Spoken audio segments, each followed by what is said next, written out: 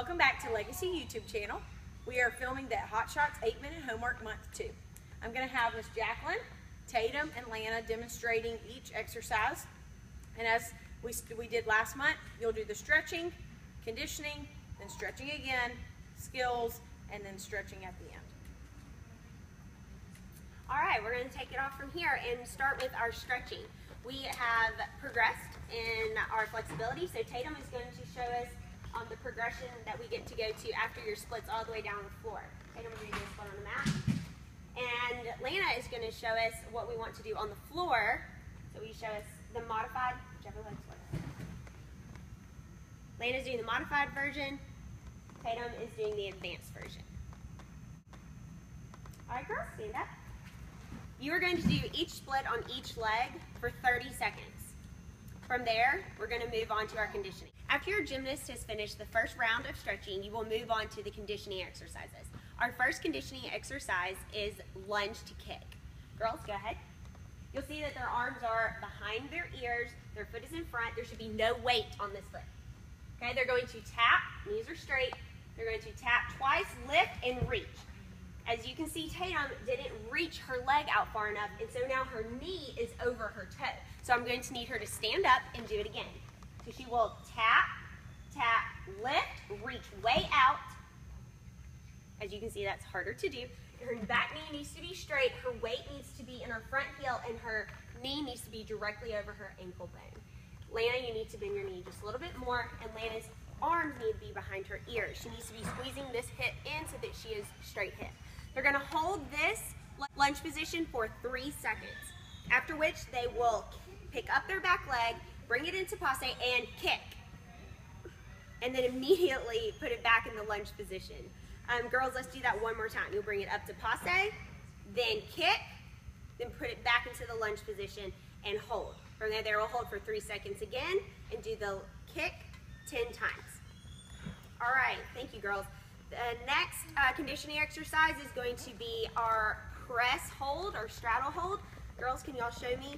Lana's going to be doing the modified version, which if your gymnast is having trouble holding the straddle press for 5 seconds, she will need to continue doing this 3 times for 5 seconds until she gets stronger.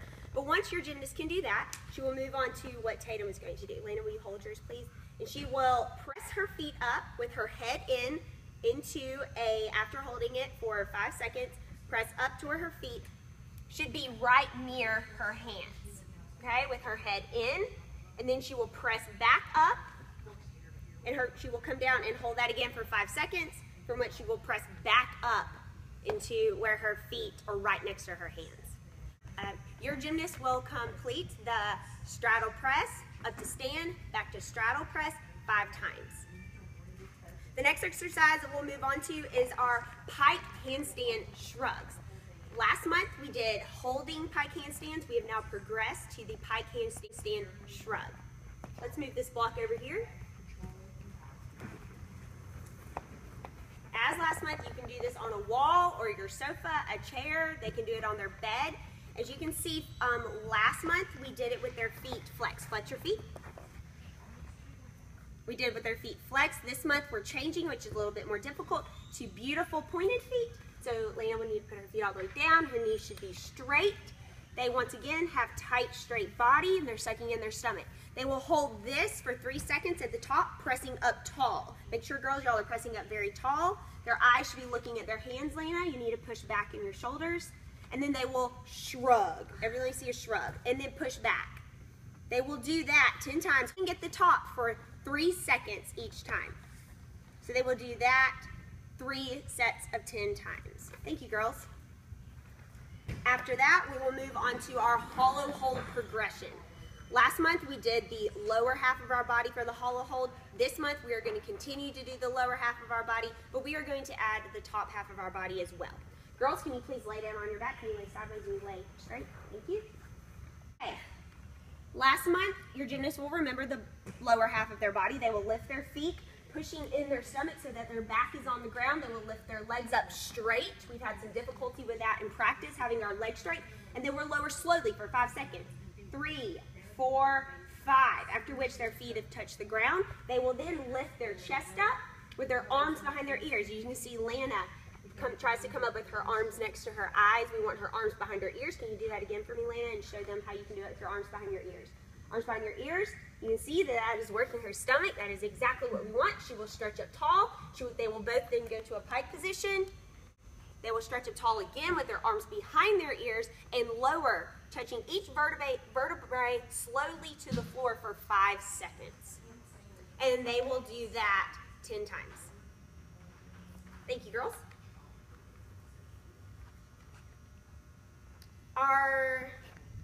After you've completed the conditioning portion of your homework, you will then stretch once again, holding each split for 30 seconds.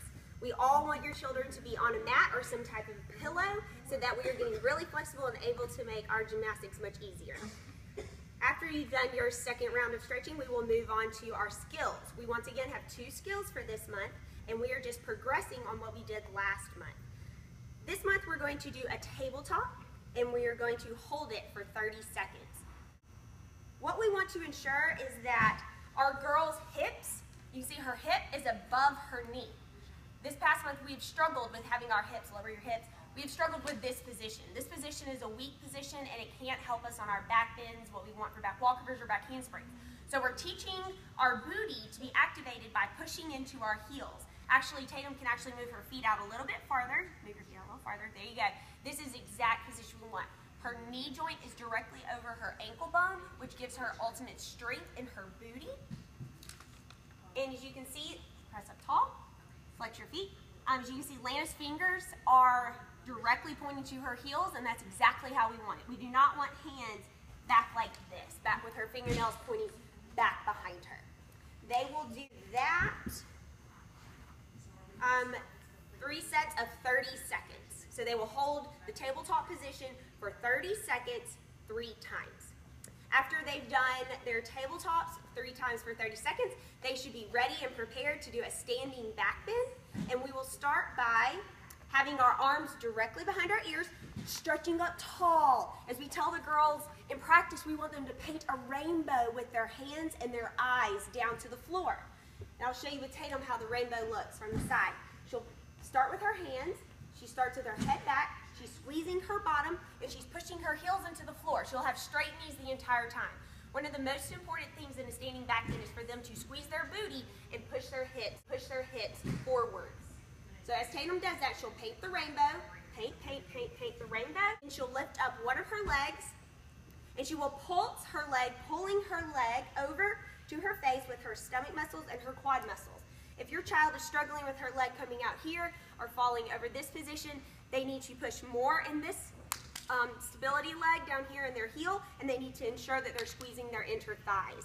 After that, they will do the other leg, pulsing 5 times, making sure their leg's straight. Leg is straight, they need to be pushing in their heel, having their shoulders over their hands. And after they've done that one time, each leg, they will stand up, pushing in their heels, and squeezing their knees straight, and ending with their arms behind their shoulders. And you can see Tatum kind of wobbled forward. That means that she was having some of the weight in her toes. So I'm going to let her do that one more time with really pushing the weight in her heels and popping her knees straight and squeezing her bottom so that she can pop up tall. Do that again. Pop. There we go.